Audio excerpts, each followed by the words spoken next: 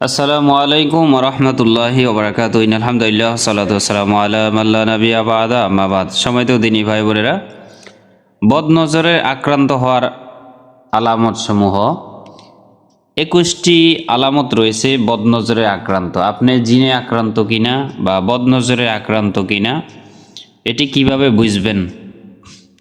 21টি আলামত রয়েছে। এই 21টি আলামত নিদর্শন যদি আপনার ভিতরে থাকে তাহলে আপনি বুঝবেন যে আপনি বদনজরে আক্রান্ত রয়েছেন। এই জন্য আপনি কি করবেন? বদনজরের চিকিৎসা কি সেটি আমি বলে দিব। কোরআনের পদ্ধতি রয়েছে বদনজরের চিকিৎসা। কয়টি পদ্ধতি রয়েছে, কীভাবে প্রথম পদ্ধতি, দ্বিতীয় পদ্ধতি, যেটি আপনার কাছে সহজ হয় সেই পদ্ধতিগুলো আপনি অবলম্বন করে বদনজর থেকে বাঁচতে পারবেন। দ্বিতীয় হলো বদনজরের যেই রোকাইয়া রয়েছে, আপনার বাচ্চা, আপনি, আপনার স্বামী, আপনার ছেলে সন্তান, আত্মীয় স্বজন যদি বদনজরে পড়েন, জিনে আক্রান্ত হন, জাদুতে আক্রান্ত হন, কালো জাদুতে আক্রান্ত হন, তাহলে আপনি নিজেই এগুলো রুকাইয়া করতে পারবেন। পানির ভিতরে পানি দিয়ে এক বালতি পানি নেবেন। বিস্তারিত আমি আলোচনা করব শেষের দিকে ধারাবাহিকভাবে ইনশাআল্লাহ। সম্মানিত দিনী ভাই বোনেরা, আপনি যদি আমাদের চ্যানেলে নতুন হয়ে থাকেন, আমাদের আবেদন থাকবে আপনার কাছে আমাদের চ্যানেলটি সাবস্ক্রাইব করে রাখুন এই ধরনের উপকৃত ভিডিও পাওয়ার জন্য। যাই হোক, এক নজরে বদনজরে আক্রান্ত বা আলামত সমূহ 21টি আলামত রয়েছে। তার ভিতরে প্রথম আলামত হলো শরীরে জ্বর থাকা কিন্তু থার্মোমিটার না ওঠা। অনেকের সময় দেখে যে শারীরিকভাবে জ্বর আছে শারীরিকভাবে, কিন্তু থার্মোমিটারে যদি মাপা হয় কিন্তু ওঠে না। ঠিক আছে, হ্যাঁ, মেডিকেল টেস্টে ধরা পড়ে না। অসুস্থ থাকা, শরীরের ভিতরে অসুস্থ, দিন দিন অসুস্থ হয়ে যাচ্ছে, ক্লান্ত হয়ে যাচ্ছে, দিন দিন রোগাক্রান্ত হয়ে যাচ্ছে, ভিতরে ভিতরে জ্বর আছে, প্রচণ্ড জ্বর, কিন্তু তাকে যদি পরীক্ষায় দেওয়া হয় ডাক্তারের কাছে, থার্মোমিটার অথবা মেডিকেল যে টেস্ট আছে টেস্টে ধরা পড়ে না, তাহলে বুঝবেন আপনি বদনজরে আক্রান্ত রয়েছেন, কালো জাদুতে আক্রান্ত রয়েছেন। 2, একের পর এক নানান অসুখ লেগে থাকা, একটা অসুখ ভালো হতে না হতেই আরেকটা অসুখ শুরু হওয়া 2 নম্বর। 3, সাধারণ রোগ ব্যাধি, সর্দি, কাশি, জ্বর, ডায়রিয়া ইত্যাদি দেখা দিয়ে দীর্ঘদিন চিকিৎসা করেও তা ভালো না হওয়া বা ওষুধে কাজ না করা। এই ধরনের যদি প্রবলেম হয় তাহলে আপনি বদনজরে বা কালো জাদুতে জিনে আক্রান্ত রয়েছেন। 4, পড়াশোনা বা কাজে মন না বসা, নামাজ, জিকিরে অনীহা, সব কিছুইতে মনোযোগ দিতে না পারা, সব কিছুইতে যেন এলোমেলো হয়ে যাচ্ছে, দিন দিন কেমন জানি শুরু হয়ে যাচ্ছে, পড়াশোনা মন বসে না, নামাজ পড়তে ভালো লাগে না, জিকির করতে ভালো লাগে না, অনীহা চলে আসে এবং সব কিছুইতে যেন এলোমেলো দেখা দিচ্ছে, অমনোযোগী। 5, প্রায় সময় শরীর দুর্বল থাকা, বমি বমি ভাব লাগা। 5 নম্বর, যে প্রায় সময় শরীর দুর্বল বা বমি বমি ভাব হওয়া। 6 নম্বর, সব সময় ঘুম ঘুম ভাব, সারাদিন হাই উঠা, অনেক সময় সারাদিন হাই উঠে, ঘুম ঘুম ভাব থাকা। 7 নম্বর, চেহারা মলিন বা ফ্যাকাশে বা হলুদ হয়ে যাওয়া, চেহারায় লাল চোপ চোপ দাগ পড়া। অনেক সময় চেহারা মলিন হয়ে যায়, চেহারায় লাল চোপ চোপ বা অন্য দাগগুলো বসে যায়, বিনা কারণে বসে যায়, এটাও বদনজরে আক্রান্তর কারণে হয়ে থাকে। 8, ক্ষুধা, খাবারে অরুচি, দেখা গেছে আপনি ওষুধ খাচ্ছেন, রুচির ওষুধ খাচ্ছেন, তারপর আপনার রুচি বসতেছে না, দিন দিন শরীরের অবনতি ঘটতেছে বা ঘটে যাচ্ছে। ক্ষুধা, মন্দ, খাবারে অরুচি। 9, অহেতুক মেজাজ হট থাকা, অহেতুকভাবে মেজাজ হট থাকা। 9 নম্বরে, যে কেউ কিছু ভালো বলুক বা মন্দ বলুক, আপনার হঠাৎ করে মেজাজ খারাপ হয়ে যাওয়া, এটা হলো বদনজরে বা কালো জাদু জিনে আক্রান্ত। 10, বুক ধফ, বুক ধরফর করা, দম বন্ধ বা অস্বস্তি লাগা, অনেক সময় নিজে নিজে কোনো কারণ ছাড়াই। অনেক সময় মানুষ তো ক্লান্ত হয়ে গেলে, হাঁটলে অথবা দৌড়ালে, কাজ করলে এমন হয়, কিন্তু অনিচ্ছায়ভাবে বসে রয়েছেন কিন্তু তারপরও বুক যেন ধরফর করতেছে, দম বন্ধ হয়ে আসা, অস্থির লাগা, এই ধরনের এগুলো হলো কালো জাদুতে বা আপনি বদনজরে আক্রান্ত। 11, কাঁধ ভারী হয়ে থাকা, অহেতুক মাথা ঝিমঝিম করা। কাঁধ, যে কাঁধ রয়েছে এটা অনেক সময় দেখা যাচ্ছে ধরে থাকে, সব সময় কাঁধ ধরে থাকে, ব্যথা করে, হ্যাঁ, মাথা ঝিমঝিম করে ওঠে, এটাও বদনজরের একটা লক্ষণ। 12, পেটে প্রচুর গ্যাস হওয়া, পেটে প্রচুর পরিমাণ গ্যাস হওয়া, এজন্য ওষুধ খেতে তেমন উপকারও না হওয়া, অর্থাৎ ওষুধ খায়, গ্যাসের ওষুধ খায়, তারপর পেট যেন ফাঁপে রয়েছে বা ফুলে রয়েছে, এইরকমও অনেক সময় বদনজরে হয়ে থাকে। ঠিক আছে। 13, অতিরিক্ত চুল পড়া, এজন্য ওষুধ বা শ্যাম্পু ব্যবহৃত কোনো কাজে বা উপকারে না আসা। 14, হাত পায়ে মাঝে মধ্যেই ব্যথা করা কিংবা পুরো শরীরের ব্যথা দৌড়ে বেড়ানো, অনেক সময় শরীর ব্যথা করে, আবার এই ব্যথাগুলা বিভিন্ন জয়েন্টে পয়েন্টে দৌড়াদৌড়ি করে, এটিও বদনজরের কারণে, কালো জাদু বা জাদুর কারণে, জিনের কারণে এরকম হয়ে থাকে। 15, শরীরের বিভিন্ন জায়গায় গোশতে গুটলির মতো অনুভব করা। 16, কোনো কারণ ছাড়াই কান্না আসা। 17, আত্মীয় স্বজন বন্ধুদের সাথে দেখা করতে ভালো না লাগা, মানে অনেক সময় বদনজরে থাকলে নিজের মেজাজ খিটখিটে থাকে, আত্মীয় স্বজন আসুক বা না আসুক ভালো লাগে না, হ্যাঁ, স্বামী স্ত্রীকে ভালো লাগে না, স্ত্রী স্বামীকে ভালো লাগে না, ছেলে সন্তান বাবাকে ভালো লাগে না, এক একজন এক এক সাথে কোনো আত্মীয় স্বজনের সাথে মিল নাই, হ্যাঁ, দেখলেই অহেতুক কথাবার্তা বলে, মেজাজ খারাপ করে, ও অন্যভাবে কথা বলে এবং ভালো না লাগা, এগুলো হলো বদনজরের অন্যতম আক্রান্ত।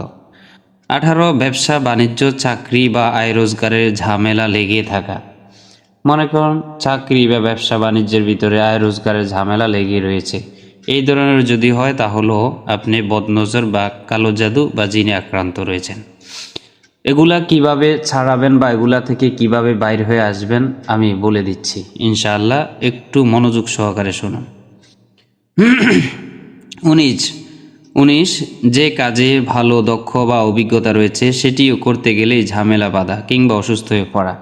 আপনি যে কোনো একটা কাজে ভালো দক্ষ রয়েছেন বা সেই বিষয়ে আপনার এক্সপিরিয়েন্স আছে, অভিজ্ঞতা রয়েছে, কিন্তু এটাতে গেলে একটা ঝামেলা পাকে যায় বা একটা সমস্যা দেখা দিচ্ছে, কিংবা আপনি সেখানে গেলে অসুস্থ হয়ে পড়ে যাচ্ছেন, এরকম হয় যদি কাজের সাথে আপনাকে মনে করেন জাদু করে থাকে বা বদনজর হয়, তাহলে এই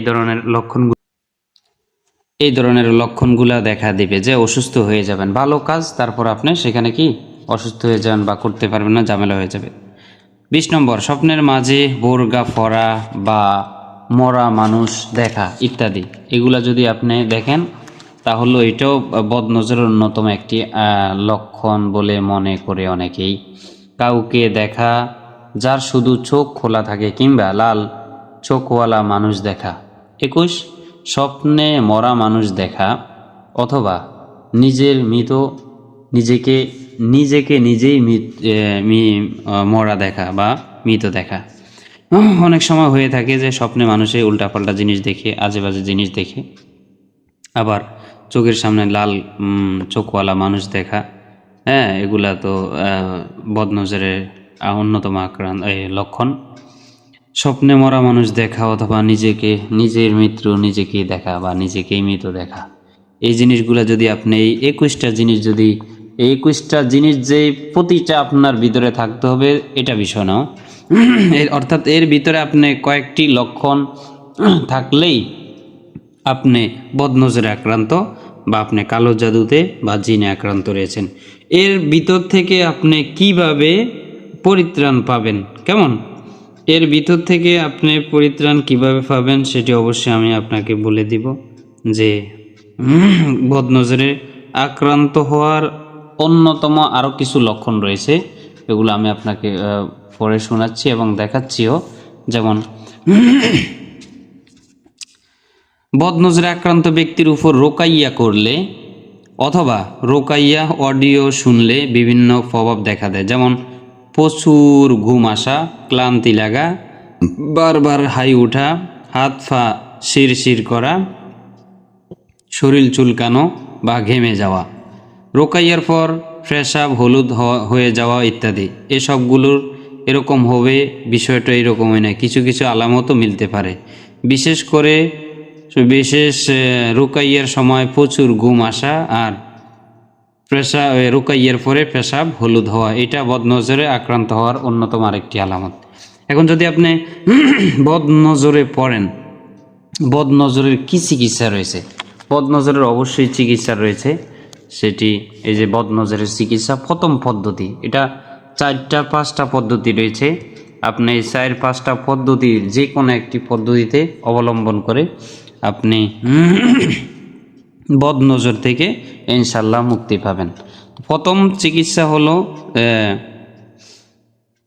জিন বা জাদুর মতো বদনজরের চিকিৎসা তেমন কোনো ঝামেলা নেই, এটি বেশ সহজ এবং নিজে নিজেই করা যায়, আর সুস্থ হলেও আলহামদুলিল্লাহ বেশি দিন সময় লাগে না।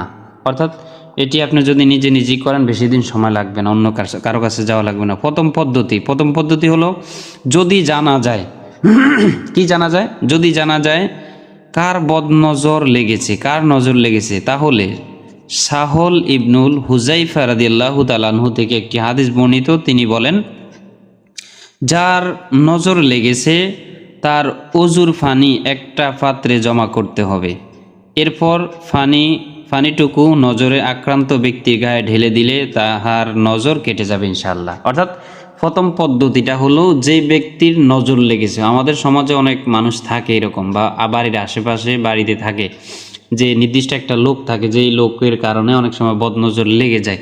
তাহলে এইটা যদি এরকম হয়, যদি এরকম মনে করেন বা যদি এরকম ঘটে, তাহলে আপনি ওই ব্যক্তির অজুর পানি নেবেন, অজুর পানি নিয়ে যে বদনজরে আক্রান্ত হয়েছে তার গায়ে ঢেলে দিবেন, গায়ে ঢেলে দিলে ইনশাআল্লাহ বদনজর কেটে যাবে। কেমন?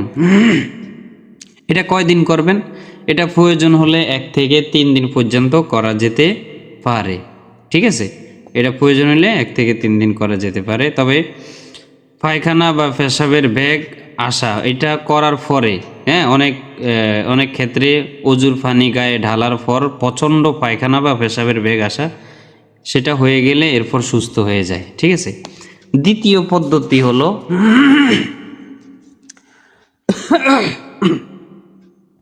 আমি একটু অসুস্থ রয়েছি, আমার জন্য দোয়া করবেন।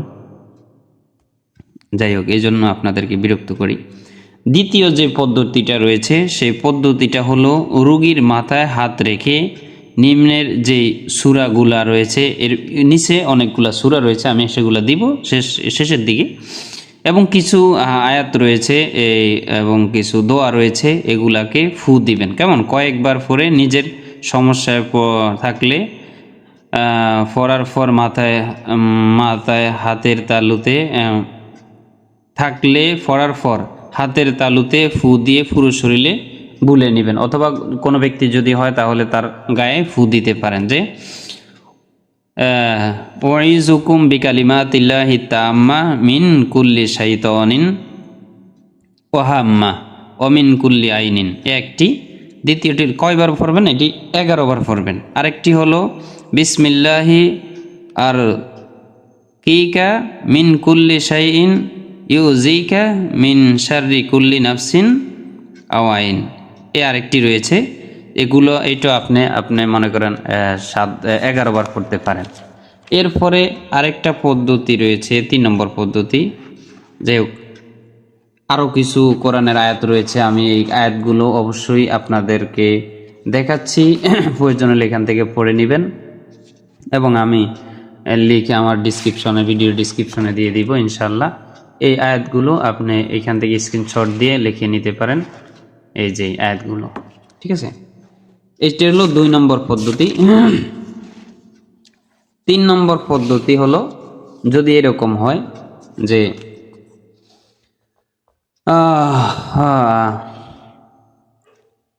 3 নম্বর পদ্ধতিটা এটা।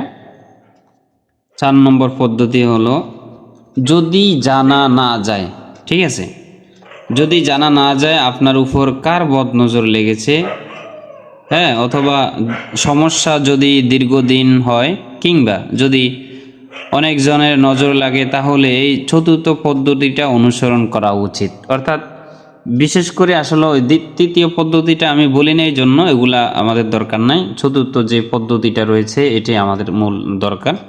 আমরা জানি না অনেক সময় যদি গ্রামের মানুষ অথবা এলাকার মানুষ নিজের করা হয়, সে কি বলবে আমাকে কখনো যে আমার বদনজর লেগেছে? না, এই জন্য আর বলার দরকার নেই, তার মনে কষ্ট যাবে, কষ্ট দেওয়ার দরকার নেই।